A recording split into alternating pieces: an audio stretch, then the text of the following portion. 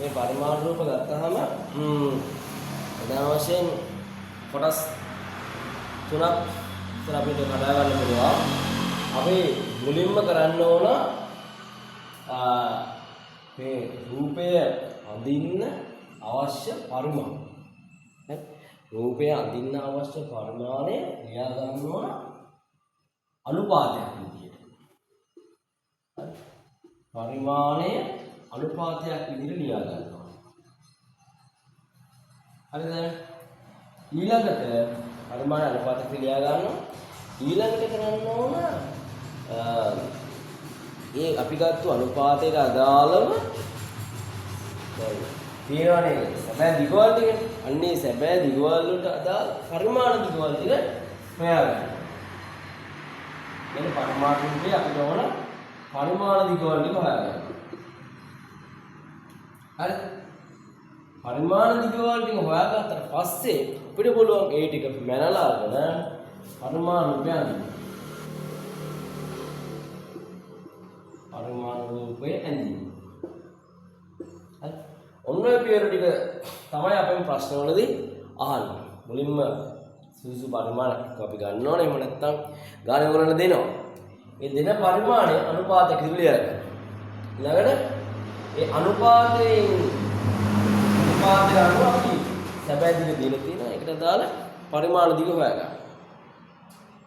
ඊළඟට ඒ පරිමාණ දිගවල හරියටම මැනලා පරිමාණ රූපේ අඳින්න. ඇන්දර පස්සේ සමහරවිට ඕගොල්ලන්ගෙන් අහනවා පරිමාණ දිග දීලා සැබෑ දිග.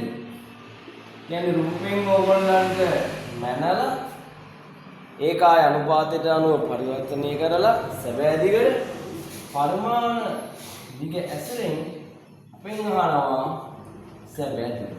ඔන්න ඔය කියන ටික තමයි ආවරණය වෙලා අපේ පරිමාණ රූප ගාන හැදෙන්නේ. හරිද? හරි. එහෙනම් දැන් ඊළඟ බලමු මම ඔය දාලා තියෙන ගානක්. අපි මේ ගාන හදලා බලමු. එතකොට මෙන්න මේ කොටස් ටික ඔක්කොම ආවරණය වෙනවා.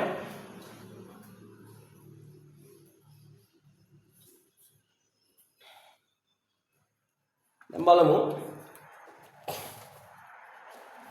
ඔය දෙන්නේ මෙන්න මෙහෙමනේ.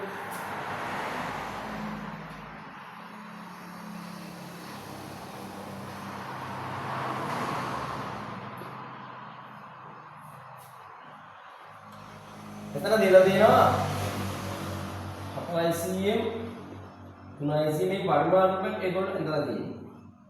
හරිද? A B C D ඔය විදිහට පරිමාණ රූපයක් ඇඳලා දීලා තියෙනවා. හරි? පළවෙනි එකේ කියනවා 1 සෙන්ටිමීටරයකින් මීටර් එකක් නිරූපණය. මොකද්ද? 1 සෙන්ටිමීටරයකින් මීටර 1යි. ඒ කියන්නේ පරිමාණ රූපයේ දිග 1 cm. ඒකෙන් සැබෑ දිග ඇත්තට මීටර 1ක් නිරූපණය වෙනවා. පරිමාණ 1 සෙන්ටිමීටරයකින් සැබෑ දිග මීටර 1ක් නිරූපණය. ඕක මේක තමයි පරිමාණය. හරිද? මේ පරිමාණය අඳුරගත්තා මේ දිගට. එතකොට 1 සෙන්ටිමීටරකින් මීටර 1 නම් අපි හිතා ගන්න ඕනේ එහෙනම් 4කින් මීටර 4යි. සෙන්ටිමීටර් 3කින් හරි එහෙනම් ඒ වගේ 3 නේ. එහෙනම් මීටර් 3යි. සෙන්ටිමීටර් 5කින් නම් මීටර් 5යි. හරිද? අපි දැන් පළවෙනි එක අහලා තින්නේ එකකින් මීටර් 1 නම් ඒක අනුපාතය ලෙස. ඒතර ඔයගොල්ලෝ දන්නවා අනිවාර්යයෙන්ම අනුපාතය ලෙස ලියනවා නම් ඒක ඒකක සමාන වෙනවා. දැන් මෙතන තියෙන්නේ සෙන්ටිමීටර මෙතන මීටර. එහෙනම් අපි ඒකක සමාන කරගමු. මීටර එකට සෙන්ටිමීටර 100යි නේ. එහෙනම් අපි ලියන්නේ 1 සෙන්ටිමීටරකින් මීටර 100ක් වෙනවා කියලා. 1 සෙන්ටිමීටර මීටර 100ක්. ඒක අනුපාතය ලෙස ලියුවොත් කියන්නේ මම ඩොට් එක දැම්මා 1 අණු 100. අන්න 1ට 100 අණු. ඒක තමයි ආන්නේ පළවෙනි කොටස. ඊළඟ දෙවෙනියට කියනවා ඊට දැක්වෙන රූපේ පරිමාණ රූපය අදින්න. හරිද? දැන් ওই දිලදී මැනලා නැති වෙන්නේ. අර මේ දිලදී මැනලපු එක නෙවෙයි මේ නිකන් ගන්න දෙක. හරිද? එතකොට පරිමාණ රූපේ ගන්නකොට ඔයා කරන්න ඕන අනිවාර්යයෙන්ම මෙන්න මෙතන පරි වැරදිමක් කරගෙන රූප සටහනේ මේක ඔක්සිජන් වෙන්න ඕන මීටර ළමයි. මීටර වෙන්න ඕන. ඒක දැන් සටහන දෙලා දෙන්නේ. හරි? මේක දිනන මීටර. හරි?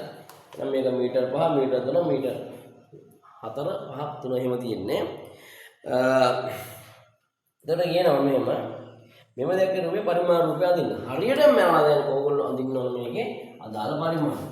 එතකොට මෙතන මීටර 4 නම් අපිට ඕන වෙන්නේ අපි දන්නවා එකකින් 1යි තියෙන්නේ. එහෙනම් මේ අතර සෙන්ටිමීටර් 4ක් අඳින්න ඕනේ හරියටම යනවා.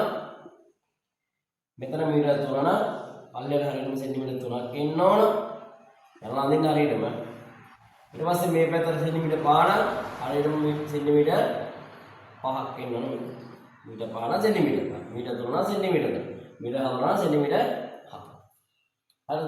හැඩේ එකම වෙන්න ඕන. දිග විතරයි වෙනස් වෙන්නේ. හරි. ඊළඟට කියනවා පරිමාණ රූපයට අනුව BC සැබෑ දිග ලියන්න. ඒක දැන් BC කියලා කියන්නේ මෙයානේ. අපි පරිමාණ රූපය ඇඳලා පස්සේ BC දිග වෙන්නේ මේක. හරිද? එතකොට මේකේ දිග හරියටම මැනලා යන්නේ කියලා. හරිද?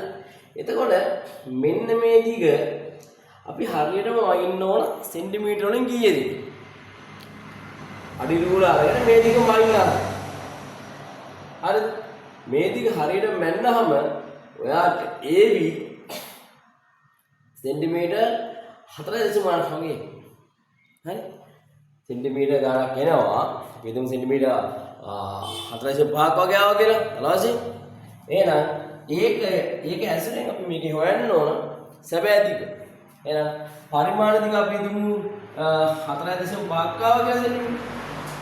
මේක මීටර වල කරනකොට ඔයා දන්නවනේ 1 සෙන්ටිමීටරයක් කියන්නේ මීටර 1යි කියලා. එහෙනම් මේක වැඩි කරන්නේ 1කින්. එතකොට එනවා 4.5යි මීටර. මේ මම 4.5 කියලා ගත්තේ මේ මනින්නේ නැතුව දාන්න. ඕගොල්ලෝ බලලා බලන්න. හරියට වෙනවා.